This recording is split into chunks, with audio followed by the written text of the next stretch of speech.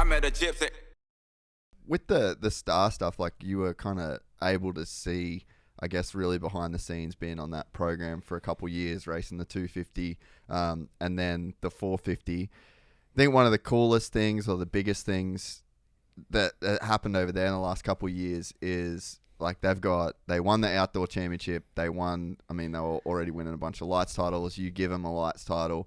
Then they signed Eli Tomac and Hayden Deegan. So it's like they just seems like they just got, it's like they won a really good hand of poker and then they just get like all the chips, you know? So it's like, what was it like to kind of just be around and just like watch how they moved and the way that they brought people onto the team, and then the way that there was, you know, they kind of just gave Tomac like an open slather of like, all right, just get the bike how you want it, get it to do what you want to do. And then, you know, then the foresight to bring like Hayden on, like, was it crazy to just be a part of that organization during that time period? It was. And like I said, my brother is high up on the team now. He's been around on that team for a long time, and now he manages the 450 side.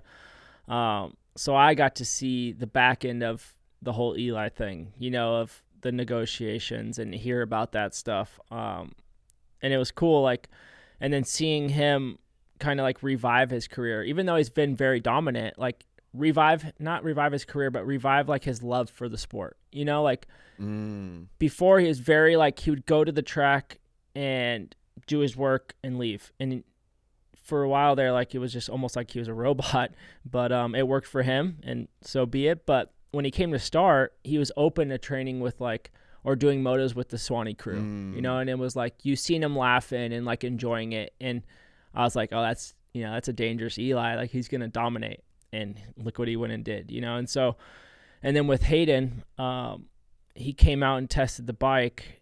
And I think like the next week I heard, you know, he signed. So it was like, I think he saw what was, you know, what's there, what they have available, what they can do, and how dominant they are.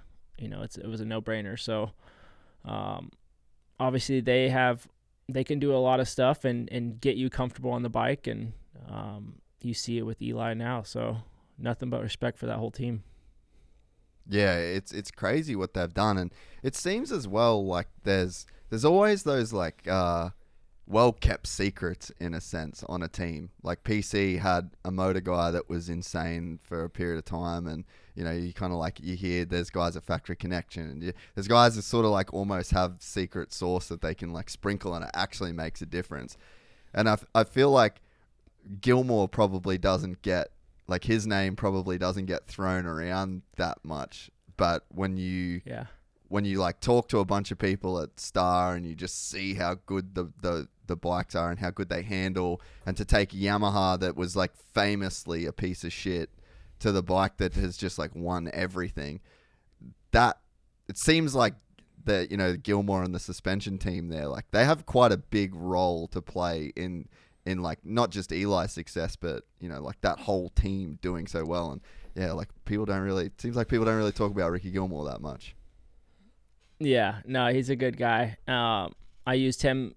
He was more on the 450 side, so I used him for the outdoors, and he would build my stuff. And I don't think I touched the setting. You know, like I got comfortable, and that was it for the whole year. Like, really, it's cool because he used to race too, and so he was he knows what fast. Like when I explain to him, like he knows my moto lingo when I explain like what the bike's doing.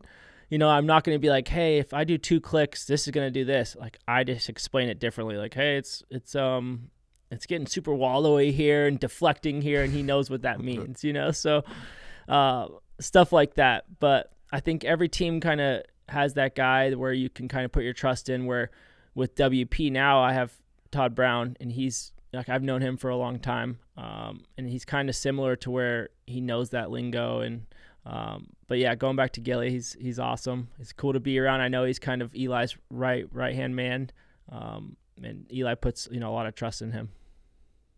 And it just seems like no one really talks about him. Like he just fully flies under the radar. No one really like links it up. But you know, you kind of, it's like one of those if you know type of deals. And I'm like, I don't know, maybe people need to know that there's like this Aussie dude that's there just like working in the background that's just a bit of a savage that's like really helping some dudes go fast.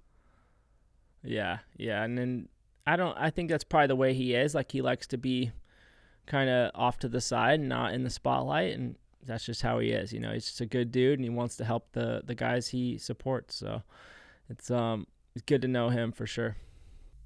We're excited to announce the launch of our new membership site, GYPSYTales.com, packed with exclusive content and perks that you won't find anywhere else. This is your chance to become a part of the Gypsy Gang. And as a special bonus, if you sign up to an annual membership, you'll be entered into the draw to win our custom-built TC125. Gypsy Gang.